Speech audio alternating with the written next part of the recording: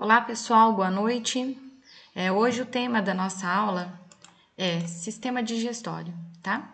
Então, dando continuidade, hoje sistema digestório, eu vou dividir essa aula em partes, então essa vai ser a primeira parte do sistema digestório, tá bom, pessoal? Bom, quando a gente fala então em sistema digestório, a gente já pensa em trato alimentar, né? Ou seja, a gente associa a palavra digestório com alimento. Porque é o sistema do nosso corpo que vai processar todo esse alimento recebido para desse alimento retirar os nutrientes que a gente precisa para viver, para abastecer o nosso corpo, certo? Então, para que a gente consiga abastecer o nosso corpo com esse suprimento contínuo, que envolve a água, eletrólitos, vitaminas, nutrientes, proteínas, requer o quê? Requer desse sistema digestório movimentação do alimento pelo trato alimentar. Então, esse alimento ele tem que passar através de estruturas anatômicas dentro do nosso corpo até chegar ao seu destino final. Ele requer de secreção de soluções digestivas para a digestão dos alimentos, né? Então a gente tem suco gástrico, suco pancreático, várias substâncias, a saliva, são soluções que vão auxiliar no processo de digestão. Absorção de água, né? Absorção de diversos eletrólitos, de vitaminas e produtos da digestão, resíduos finais da digestão.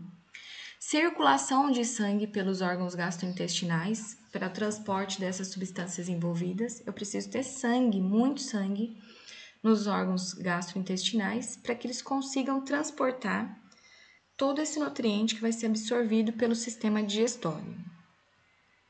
Controle de todas essas funções ocorre pelo sistema nervoso e hormonal local, ou seja, a gente tem o sistema nervoso comandando toda essa função digestória, associado a ele nós temos os hormônios, que levam e trazem informações.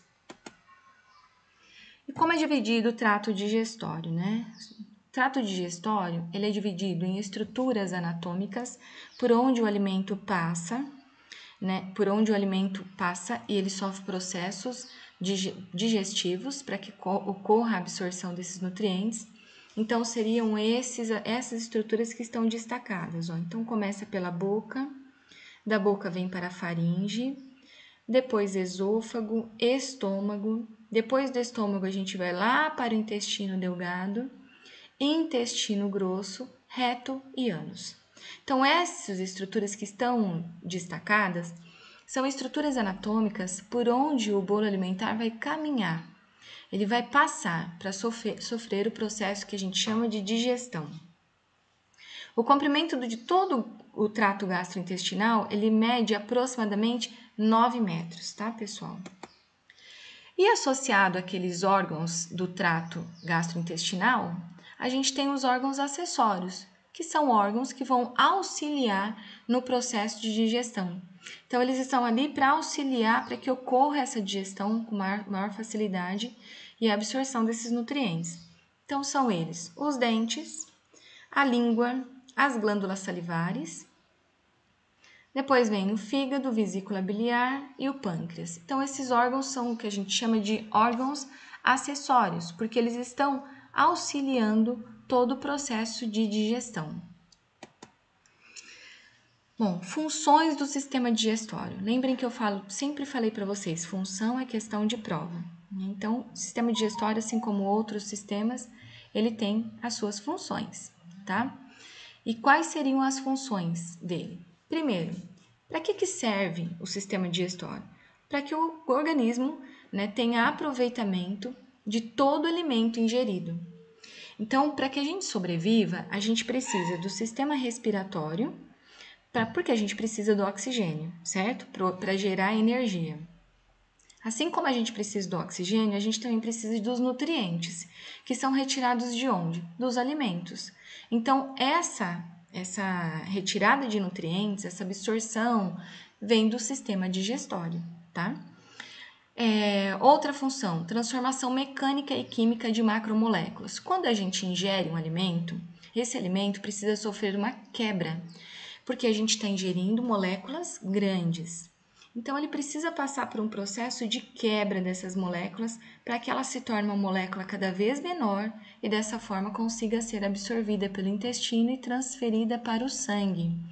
Então, ele faz esse processo também, tá? De quebra de macromoléculas em moléculas de tamanho e forma adequada para que ela possa ser absorvida pelo intestino. Ele faz também o transporte de alimentos digeridos, então água e sais minerais, da luz do intestino para os capilares sanguíneos da mucosa do intestino. O nosso intestino é muitíssimo irrigado por capilares sanguíneos. Por quê? Porque é lá no intestino que ocorre a absorção. Vocês vão ver mais à frente que a absorção dos nutrientes ocorre mais precisamente no intestino delgado, que é a primeira porção do intestino.